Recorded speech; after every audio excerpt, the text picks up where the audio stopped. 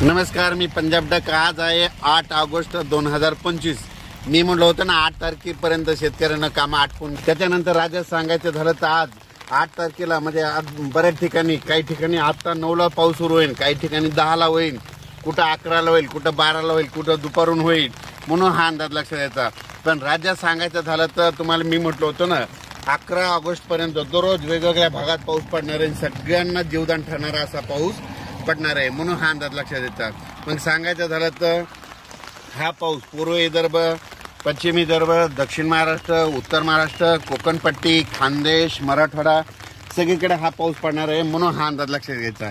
त्याच्यानंतर राज्यातल्या सर्व शेतकऱ्याला सांगू इच्छितो की काय झालं की मी काल श्रीरामपूरकडे गेलो होतो, शिर्डीकडे गेलो होतो, तिकडल्या शेतकऱ्यांचे फोन आले, तिकडे पाऊस नाही, तर त्या शिर्डी, श्रीरामपूर, नेवासा, त्याच्यानंतर संगमनेर त्या तालुक्यातल्या शेतकऱ्याला सांगू इच्छितो की तुमच्या भागामध्ये देखील म्हणजे आज 8 ऑगस्ट 9, 10, 11 तारखेपर्यंत चांगला पाऊस पडणार आहे, म्हणून हे अंदाज लक्षात येतात।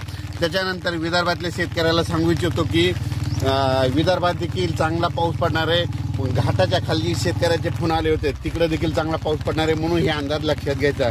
त्याच्यानंतर धुळे जिल्हा, नंदुरबार जिल्हा, धुळे, नंदुरबार, जळगाव जिल्हा, पुन्हा त्याच्यानंतर कळवण, नाशिक, लासूर त्या शेतकऱ्याचे फोन आले की आमच्या इकडे पाऊस नाही, चाळीसगावचे शेतकऱ्याचे फोन आले, पारवळ्याचे आले, तुमच्या तिकडे आज बघा, आज दुपारनंतर तुमच्या धुळे जिल्ह्यात, जळगाव जिल्ह्यात, नंदुरबार जिल्ह्यात तिकडे देखील पाऊस पडणार आहे, म्हणून हा अंदाज लक्षात घ्यायचा।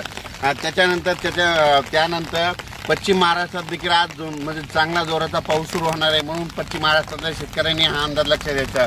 मराठवाड्यातल्या सगळ्याच जिल्ह्यातल्या शेतकऱ्यांनी अंदाज लक्षात घ्यायचा। आजपासून ते 11 तारखेपर्यंत दररोज वेगवेगळ्या गावात पाऊस पडणार आहे, सगळ्यांना जीवदान ठरणार आहे, हे लक्षात घ्यायचं। आता हे झाला 8 तारखेपासून ते 11 ऑगस्ट पर्यंत अंदाज, म्हणजे आज 8 तारखे, 8, 9, 10, 11 4 दिवस दररोज वेगवेगळ्या गावात पाऊस पडणार आहे, सगळ्यांना जिथं पडला नाही तिथं देखील पडणार आहे, त्यांच्या पिकाला जीवदान ठरणारा हा पाऊस असणार आहे। त्याच्यानंतर 12 आणि 13 ऑगस्टला 2 दिवस थोडी विश्रांती घेईन, त्याच्यानंतर राज्यात 14 ऑगस्ट ते 18 ऑगस्ट परत जोरदार मुसळधार पाऊस पडणार आहे, ठिकठिकाणी मुसळधार पाऊस होईल, म्हणून विजेच्या कडकडासह होणार आहे। त्याच्यामुळे काय करा, 14 ते 18 ऑगस्टच्या दरम्यान तुमच्या शेताच्या जिथं तळी असेल तर तुम्ही मोटर टाकले असेल, पाईप असेल ते काढून घ्या, कारण की त्याच्यानंतर त्या पावसामध्ये बऱ्याच धरणाचं, जायकवाडीचं परत पाणी सुटणार आहे, त्याच्यामुळे तुमच्या मोटर वाहून जातील, पाईप वाहून जातील, त्याच्यामुळं हे अंदाज लक्षात येतात। त्याच्यानंतर